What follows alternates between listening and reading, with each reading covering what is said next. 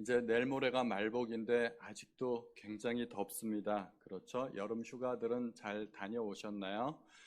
요즘은 휴가라고 해도 어디 갈 곳이 없어요. 그렇죠? 원래는 여름 휴가 기간이 교회가 가장 바쁜 시즌입니다. 1년 중 가장 바쁜 때. 여름하고 성탄절 즈음에서 그때가 가장 바쁜 때인데 요즘 같은 때는 교회에서 뭐 행사를 일체 할 수가 없기 때문에 오히려 교회가 한가한 시즌이 되어버렸습니다. 지금은 교회에서 아무런 행사도 할 수 없기 때문에 저도 모처럼 만에 지난주에 월, 화, 수 휴가를 갖고 동남아에 한번 갔다 왔습니다. 요즘 동남아라고 하면 동네에 남아있는 아저씨, 아줌마를 일컫는 말이라고 합니다. 저도 동네에 남아 있었습니다. 그래서 저도 동남아 순회를 한번 했습니다. 딱 하루 영종도를 좀 갔다 왔습니다. 역시 섬마을 목회자는 휴가를 가도 섬으로 가는 모양이에요. 지난주에는 혀와 말에 대해서 말씀을 드렸습니다. 혀를 잘 사용하고 또 말을 잘 하는 것이 지혜입니다. 왜냐하면 사람들은 이 말에서 너무나 실수가 많기 때문입니다. 말의 위력은 참으로 대단합니다. 말 때문에 실족하기도 하고 말 때문에 시험에 들기도 합니다. 이 혀의 권세는 지옥불에서 나는 것이고 능히 혀를 길들일 사람이 없다고 할 정도입니다. 그러므로 이 혀를 잘 사용하는 것이 얼마나 큰 지혜가 되는 것인지 알 수 없습니다. 오늘 본문에는 또 다른 종류의 지혜에 대해서 이야기하고 있습니다. 지혜는 무엇일까요? 지혜의 정의를 한번 생각해 봤으면 좋겠습니다. 지혜를 생각하는 사람마다 지혜에 대해서 각기 다르게 정의할 수 있겠지만 제가 보기에 지혜는 문제를 잘 해결할 수 있는 능력이라고 생각이 됩니다. 어떤 사람은 문제를 잘 해결하는데 어떤 사람은 문제 앞에서 낭패를 만나고 또 좌절하게 됩니다. 지혜가 없어서 그렇습니다. 문제를 해결하기 위해서는 올바로 선택할 수 있는 능력도 있어야 되고 또 그렇게 하기 위해서는 미래에 대한 통찰력도 있어야 됩니다. 시간이 지난 다음에야 내 선택이 옳았구나 또는 옳지 못했구나 하는 것을 깨닫게 되기 때문입니다. 솔로몬은 지혜를 사용해서 어려운 문제를 잘 해결했습니다. 어느 날 두 여인이 한 아기를 데리고 와서 서로 자기가 엄마라고 주장하기 시작했습니다. 요즘 같으면 그건 뭐 일도 아니죠. 혈액형 검사나 유전자 검사를 하면 금방 알 수가 있습니다.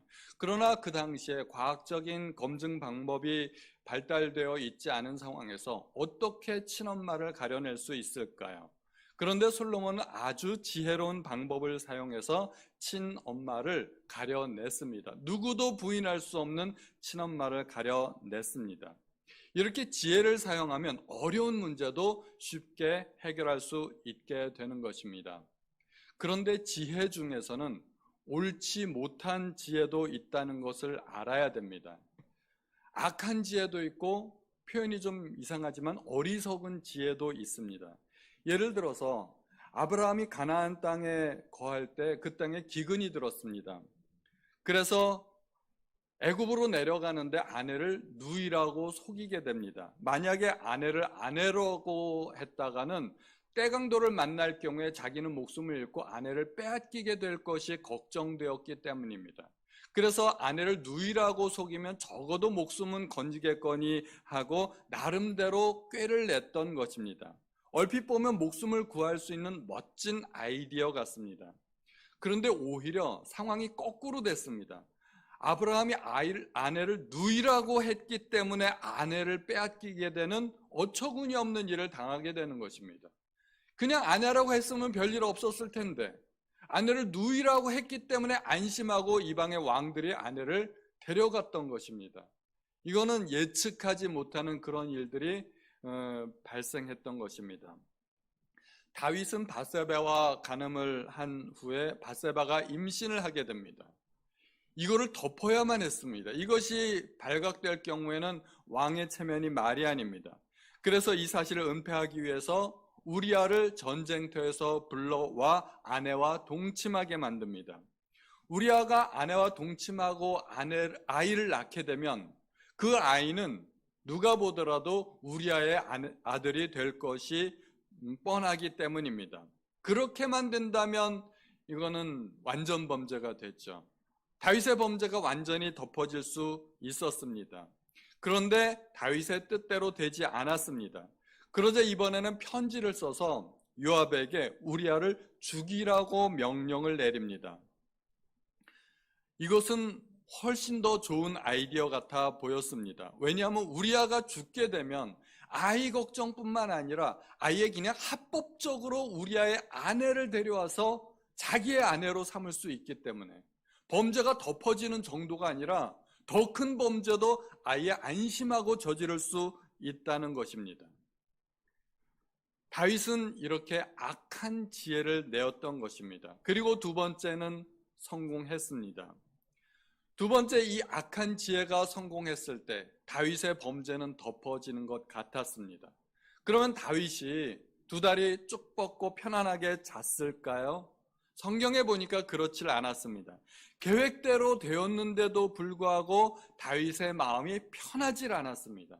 그의 양심이 그의 속에서 그를 고발하고 있었던 것입니다. 다윗이 참회하는 시를 지었던 그 시편 32편 3절에 보면 쉬운 성경으로 제가 읽어보겠습니다. 내가 죄를 고백하지 않고 입을 다물고 있을 때 뼛속 깊이 사무치는 아픔을 느끼고 온종일 괴로워 신음하였습니다. 얼마나 괴로웠는지 온종일 신음했다고 이야기합니다. 끙끙 앓았던 겁니다. 마음이 편하질 않았습니다. 결국 이 사건은 다윗의 일생을 통틀어서 가장 큰 오점이 되고 말았습니다. 그뿐만 아니라 이 일로 말미암아 다윗은 처절한 대가를 치르게 됩니다. 하나님께서 나단을 통해서 다윗에게 이렇게 말씀하십니다. 사무엘하 12장 10절과 11절의 말씀에 이제 내가 나를 업신여기고 햇사람 우리아의 아내를 빼앗아 내 아내로 삼았은즉 칼이 내 집에서 영원토록 떠나지 아니하리라 하셨고 여호와께서 또 이와 같이 이르시기를 보라 내가 너와 내 집에 재앙을 일으키고 내가 내 눈앞에서 내 아내를 빼앗아 내 이웃들에게 주리니 그 사람들이 내 아내들과 더불어 백주에 동침하리라. 우리는 이 사건을 통해서 지혜에도 두 가지 종류의 지혜가 있다는 것을 알게 됩니다. 하나님이 원하시는 성결하고 거룩하고 선한 지혜가 있습니다. 그런데 또 한편으로는 하나님께서 원하시지 않는, 하나님께서 금하시는 악한 지혜가 있다는 것입니다. 악한 지혜가 때로는 문제를 해결해 줄 것 같이 보입니다. 그런데 사실은 더 어리석은 선택을 하게 되는 것입니다. 결과가 그렇게 증명을 하고 있습니다. 그러한 악한 지혜에 대해서 성경은 땅 위의 것이고 정욕의 것이고 귀신의 것이라고 그 실체를 밝히고 있습니다. 12절에 보면 하나님께로 나오지 않은 또 다른 지혜가 있는데 그것이 바로 땅 위의 것, 정욕의 것, 귀신의 것이라고 이야기하는 것입니다. 땅 위의 것이란 이 세상의 지혜를 말하는 것입니다. 세상 사람들이 추구하는 지혜입니다. 우리는 하나님의 자녀이고 우리의 신분은 하늘에 소속되어 있습니다. 우리는 하늘의 것을 추구하는 사람들입니다. 땅의 것을 추구하지 말고 하늘의 것을 찾으라고 말씀하고 있습니다. 그러나 세상 사람들은 이 땅이 전부입니다. 이 땅에서 성공해야 되고 이 땅에서 잘 살아야 되고 이 땅에서 보상받아야만 되는 사람들이 이 세상 사람들입니다. 왜냐하면 그들은 하늘을 믿지 않기 때문입니다. 삶의 목표가 이 땅이 전부인 사람들이 이 세상 사람들입니다. 아브라함과 롯이 헤어졌을 때 롯은 소돔 땅을 선택해서 갔습니다. 소돔 땅은 물이 넉넉하고 양떼를 기르기에 적합해 보였습니다. 마치 여호와의 동산과 같았다고 이야기하고 있습니다. 롯이 선택했던 것은 좋은 땅이었습니다. 하나님의 언약 같은 것은 롯은 안중에도 없었습니다. 자기가 왜 고향과 친척 아버지 집을 떠나왔는지, 자기가 왜 아브라함을 따라 나와야만 했는지 그 사명을 롯은 망각했던 것 같습니다. 롯의 눈에 보였던 것은 오직 좋은 땅, 마치 이 땅이 전부인 것처럼 롯은 좋은 땅을 선택했습니다. 롯이 추구했던 것은 오직 이 땅에서의 번영뿐이었습니다. 롯이 소돔을 선택했을 때 그것은 정말 지혜로운 선택인 것처럼 보였습니다. 선택할 때만 해도 황량하고 빈 들을 선택하는 것보다 기름짓고 풍요로운 선택을 하는 것이 그것이 얼마나 지혜로운 선택이겠습니까? 그러나 하나님께서 소돔과 고모라를 심판하셨을 때 롯은 모든 재산을 다 잃어버리고 결국은 아내까지도 잃어버리고 겨우 목숨만을 구해서 도망칠 수 있었습니다. 시간이 지나 보니까 롯의 선택은 현명하지 않았다는 것입니다. 지혜롭지 않은 선택이었습니다. 또 악한 지혜는 정욕의 것이라고 이야기합니다.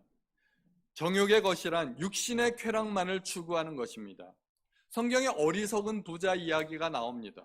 우리가 얼핏 보면 이 부자는 매우 성공한 사람처럼 보입니다. 농사를 지어서 한 해 소출이 풍성했습니다. 자기가 갖고 있는 그 곳간에 다 드릴 수 없을 정도로 풍성한 수확을 거두어서 그 곳간을 새로 짓겠다고 이야기합니다. 이 부자는 자기 사업에 성공했고 자기 사업을 확장하려고 계획하고 있습니다. 그리고 먹고 마시고 즐거워하리라고 꿈에 부풀어 있습니다. 그런데 그의 모든 계획은 오직 자기의 육신만을 위한 계획일 뿐이었습니다. 하나님께 대한 감사도 없고 어려운 이웃에 대한 배려도 없고 영혼에 대한 관심도 없고 오직 육신의 즐거움만을 위한 계획이었을 뿐이었습니다. 그는 오늘 밤 죽을 줄도 모르고 먹고 마시고 즐기리라는 거창한 계획을 세웠던 그런 어리석은 사람일 뿐입니다. 그날까지만 보면 그 사람은 굉장히 지혜로운 사람인 것처럼 보이지만 그러나 하나님께서 보시기에는 어리석은 사람이었던 것입니다. 또 악한 지혜는 귀신으로부터 나오는 것입니다. 모든 지혜가 하나님으로부터 나오는 것이 아닙니다. 때로는 어떤 지혜는 귀신으로부터 나오는 것이 있다는 것을 우리가 알아야 됩니다. 가룟 유다가 예수님을 배신하고 은돈 30냥에 예수님을 팔았을 때 그는 너무나 쉽게 한순간에 큰 돈을 벌 수 있었습니다. 그러나 그 가룟 유다의 생각은 마귀가 집어넣어 준 것이라는 것을 우리가 알아야 됩니다. 그는 손쉽게 큰 돈을 벌었지만 그 돈을 한 푼도 써보지 못하고 목매달아 죽을 수밖에 없었습니다. 악한 지혜라는 것이 다 그렇습니다. 악한 지혜의 모든 결말은 비극입니다. 어리석은 것입니다. 악한 지혜는 성공해도 실패로 끝나고 실패하면 당연히 실패로 끝나는, 이래도 실패 저래도 실패할 수밖에 없는 아주 이상한 지혜입니다. 사실은 지혜라고 말을 할 수조차 없는 것입니다. 지혜가 아니고 무지입니다. 성공 너머에 도사리고 있는 그 무시무시한 재앙을 볼 수 없기 때문에, 알지 못하기 때문에 그런 선택을 하는 것입니다. 사람들은 왜 이런 악한 지혜를 추구할까요? 원인이 있습니다. 오늘 야고보서의 말씀을 보면 시기와 다툼 때문이라고 말하고 있습니다. 시기와 다툼, 다른 말로 말하자면 경쟁인 것입니다. 세상에서의 지혜, 그 지혜는 경쟁에서 승리하기 위한 지혜일 뿐입니다. 이 세상은 남을 짓밟고 올라서야 성공한 것이고 내가 붙기 위해서 다른 사람을 떨어뜨려야만 하는 무자비한 세상입니다. 경쟁이 세상의 원리입니다. 지금 2020 동계올림픽을 진행하고 있지 않습니까? 올림픽은 그러한 세상의 실체를 아주 적나라하게 보여주고 있지 않은가 생각이 됩니다. 올림픽이 친목과 화합의 대축제라고 말을 하지만 제 생각에는 그 반대입니다. 죽기 살기로 싸우고 경쟁하는 것이 올림픽입니다. 한 경기 한 경기 피를 말리는 승부 속에서 상대 팀을 짓밟고 올라서야만 다음 경기에 진출할 수 있는 자격이 주어지는 것입니다. 이게 바로 세상을 움직이는 원리입니다. 그 세상에 악한 지혜, 어리석은 지혜의 결과가 있습니다. 악한 지혜의 결과는 혼란과 모든 악한 일이라고 이야기합니다. 잘못된 지혜가 좋은 결과를 가져올 수 없는 것입니다. 우리가 보았듯이 아브라함이 만약에 아내를 아내라고 했으면 아내를 지킬 수 있었을 텐데 어리석은 지혜로 말미암아 오히려 아브라함의 예상이 빗나가고 아내를 빼앗기는 결과를 맞이하게 됩니다. 롯은 잘못된 선택으로 말미암아 전 재산과 명예까지 아내까지 다 잃어버렸습니다. 다윗의 잘못된 선택은 온 집안의 화근이 되어서 가족 간의 싸움으로 번지게 됩니다. 나중에 왕위도 잃어버리고 아들에게 쫓겨 도망가는 신세까지 전락하게 됩니다. 이러한 모든 것들이 잘못된 선택과 잘못된 지혜의 결과입니다. 시기와 다툼이 있으면 온갖 비방과 음모와 술수가 난무하게 됩니다. 헐뜯게 되고 중상모략하게 되고 이간질하게 됩니다. 이 지혜는 상대방을 짓밟고 일어서는 지혜고 경쟁하는 지혜입니다. 이러한 지혜는 사람을 살리는 지혜가 아니라 사람을 죽이는 지혜입니다. 하나님께로부터 나온 것이 아니고 귀신으로부터 나온 것입니다.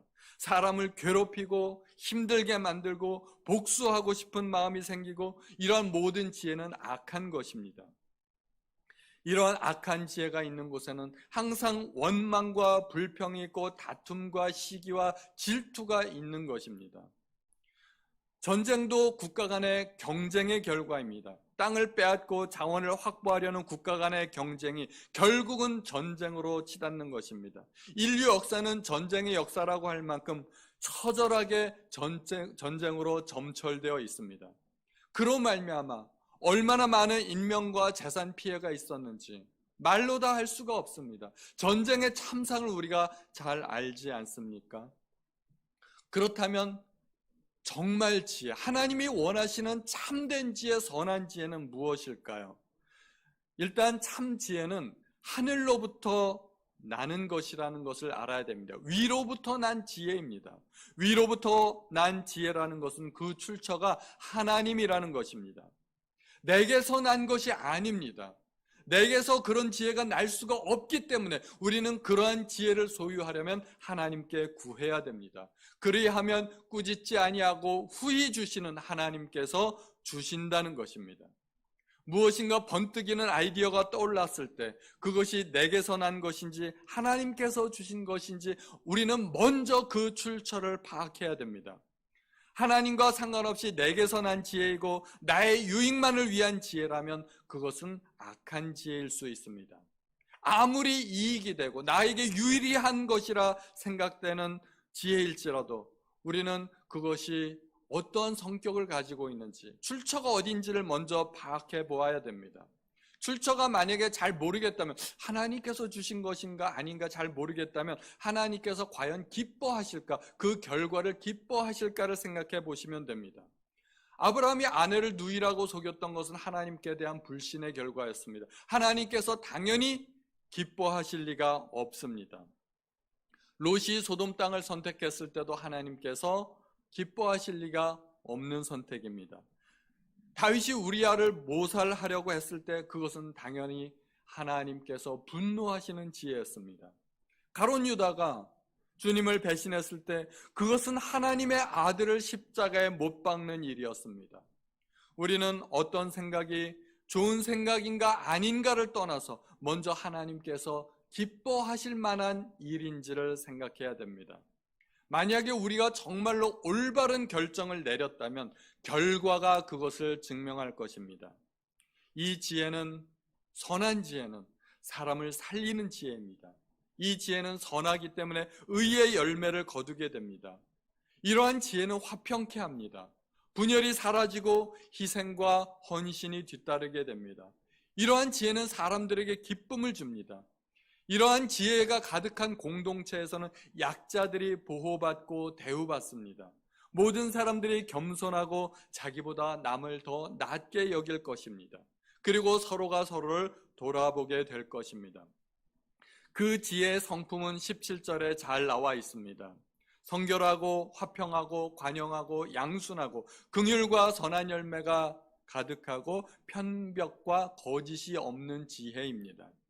이러한 지혜의 성품들을 잘 살펴보면 성령의 9가지 열매와 매우 비슷하다는 생각이 듭니다. 위로부터 난 지혜는 성령께서 주신 것이기 때문에 당연히 그 결과도 성령의 열매와 흡사한 것이 당연합니다. 주님께서 말씀하신 8가지 복, 팔복과도 비슷합니다. 위로부터 난 지혜는 첫째 성결하다고 합니다. 성결하다는 것은 순결하고 순수하다는 의미입니다. 이중적이지 않은 한마음이고 시간에 따라 변질되지 않는 한결같음, 그리고 겉과 속이 같은 것입니다.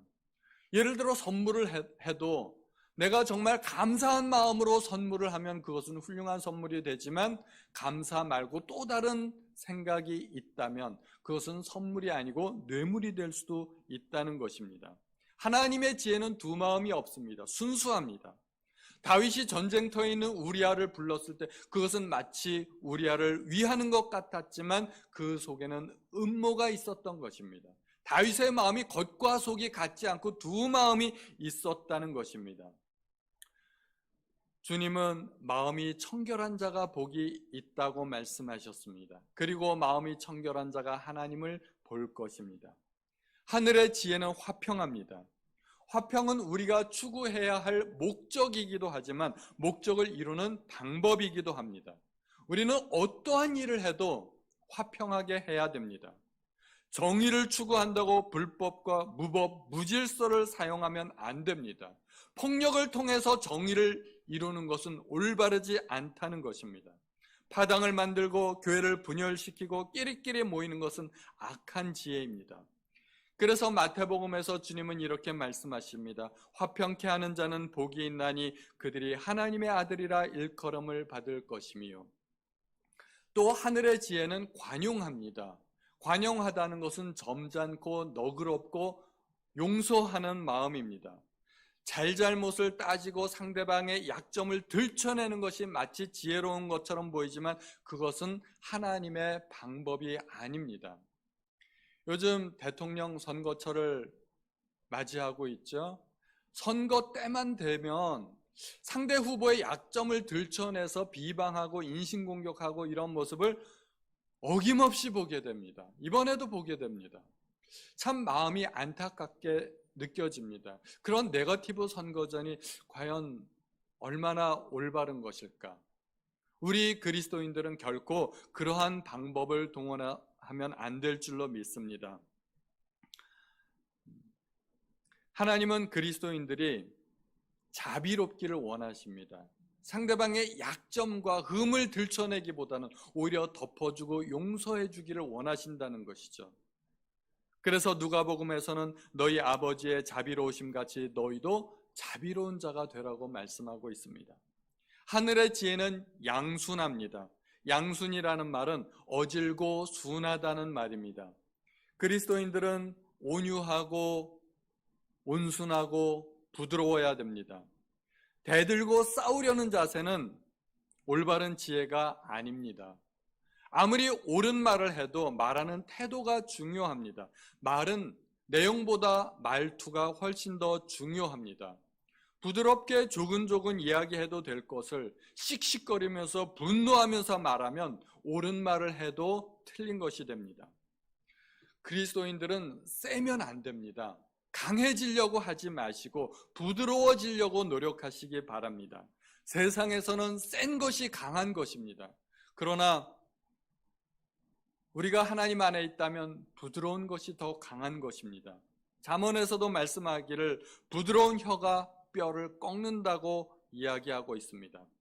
주님은 온유한 자가 복이 있고 땅을 기업으로 받는다고 말씀하고 있습니다. 강한 자가 땅을 얻을 것 같지만 사실은 반대입니다. 온유한 자가 땅을 기업으로 받게 된다는 것입니다. 또 하늘의 지혜는 긍휼과 선한 열매가 가득합니다. 긍휼이란 불쌍히 여기는 마음이고 선한 열매는 그 마음을 실천하는 것입니다. 땅의 지혜는 오직 나의 유익만을 추구할 뿐이지만 하늘의 지혜는 상대방을 배려하고 어려운 이웃을 돕는 것이 지혜입니다.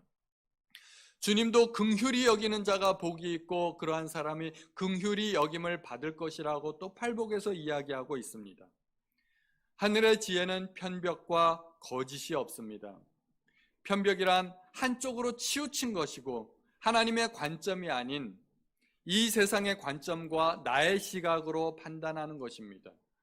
우리들은 누구나 다 사실은 편벽됩니다. 우리들은 다 치우쳐 있습니다. 우리들이 가진 기준은 어느 것도 옳은 것이 없습니다. 심지어 악한 사람은 그 악이 옳다고까지 이야기합니다. 거짓된 사람은 거짓을 지혜로 포장합니다. 그러나 하나님의 지혜, 하늘의 지혜는 진실합니다. 우리는 이 세상을 살아가면서 많은 지혜가 필요합니다. 그런데 지혜가 없는 것도 문제이지만 더 큰 문제는 잘못된 지혜를 추구하는 것입니다. 인간적인 방법을 동원해놓고 그것이 마치 지혜로운 것처럼 그렇게 우리는 착각하면 안 된다는 것입니다. 우리는 하늘의 지혜와 땅의 지혜를 잘 구분하지 못하는 경우가 있습니다. 그게 구분이 안 되니까 땅의 지혜를 추구하게 되는 것입니다. 하늘의 지혜와 땅의 지혜를 분명하게 구분하시기를 바랍니다. 출처가 다릅니다. 하나는 하늘에서 난 것이고 하나는 땅에 속한 것입니다. 그 지혜의 성품도 다릅니다. 하나는 주님의 성품을 닮았고 하나는 귀신을 닮았습니다. 망하게 하는 것입니다. 그 목표도 다릅니다. 하늘의 것을 추구하는 지혜가 있는가 하면 오직 땅에서만 성공하기를 원하는 지혜가 있습니다. 사람을 살리는 지혜가 있는가 하면 사람을 죽이는 지혜가 있습니다. 공동체를 연합시키고 세우는 지혜가 있는가 하면 공동체를 분열시키고 망하게 하는 지혜도 있습니다.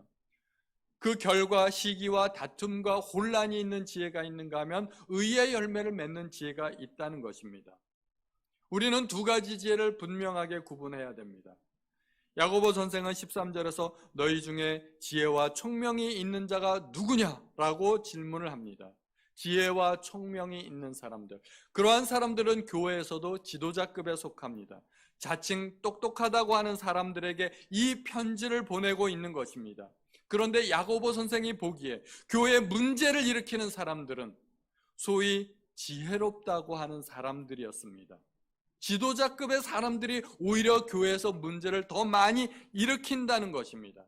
남들보다 똑똑하고 잘났다고 하는 사람들이 그들 간에 서로 경쟁하고 다투고 시기하고 질투하는 그러한 일들이 있었습니다. 그들의 주장이 다 틀린 것은 아닙니다.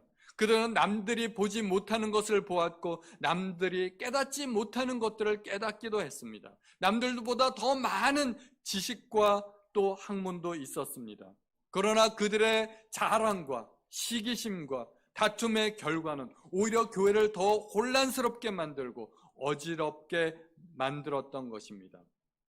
세상의 지혜가 교회 안까지 파고들어서 그것이 마치 하나님의 지혜인 양 교회를 난도질하고 있었던 것입니다. 남의 잘못을 잘 지적하고 판단하는 것은 일견 보기에 매우 지혜로운 사람처럼 그렇게 보입니다. 그러나 공동체의 덕을 세우지 못하면 참된 지혜가 아닙니다. 오히려 묵묵히 자기 자리를 지키는 사람들이야말로 교회를 세우는 사람들이고 하늘의 지혜를 소유한 사람들입니다. 만약에 우리가 그러한 지혜와 총명이 있다면, 우리가 하늘의 지혜를 간직하고 있다면 우리는 어떻게 해야 될까요? 13절에 그는 선행으로 말미암아 지혜의 온유함으로 그 행함을 보이라고 말하고 있습니다. 지혜와 총명은 선행으로 나타나는 것입니다. 남들보다 더 많이 알고 더 말을 잘한다고 해서 더 지혜로운 것이 아니라는 것입니다. 선을 행하는 사람이 지혜로운 사람이라는 것입니다. 온유함으로 선을 행해야 됩니다. 주님도 산상수훈에서 이렇게 말씀하셨습니다. 그러므로 누구든지 나의 이 말을 듣고 행하는 자는 그 집을 반석 위에 지은 지혜로운 사람 같다고 말씀합니다. 본문 마지막 18절에도 화평하게 하는 자들은 화평으로 심어 의의 열매를 거둔다고 합니다. 그러니까 결국은 그 열매로서 지혜를 판단할 수 있게 되는 것입니다. 결과가 증명해 줍니다. 마태복음 11장 19절에 인자는 와서 먹고 마심에 말하기를 보라 먹기를 탐하고 포도주를 즐기는 사람이요 세리와 죄인의 친구로다 하니 지혜는 그 행한 일로 인하여 옳다함을 얻느니라. 주님이 이 세상에서 사역하시는 동안에 오해가 있었습니다. 죄인들과 사귀고 그들의 집에 가서 잔치를 벌이고 그러니까 죄인의 친구고 먹기를 탐하고 포도주를 즐기는 사람이라는 그런 오명이 있었습니다. 그러나 주님의 모든 사역은 사람들을 살리는 사역이고 죄인들을 용서했고 사람들을 하나님께 인도하는 사역을 했던 것입니다. 주님은 삶으로서 지혜를 인정받았다는 것입니다. 내 지혜로 말미암아 누군가 도움을 받고 있나요? 내 지혜로 말미암아 내가 속한 공동체가 유익을 받고 있을까요? 그렇다면 그 지혜는 참된 지혜이고 옳은 지혜입니다. 그것이 의의 열매입니다. 하늘의 지혜는 IQ가 높은 것도 아니고 경쟁에서 이기는 것도 아닙니다. 그것은 하나님의 말씀대로 사는 것입니다. 그 하늘의 지혜가 우리 성도님들 마음속에 가득하시기를 예수님의 이름으로 축원드립니다.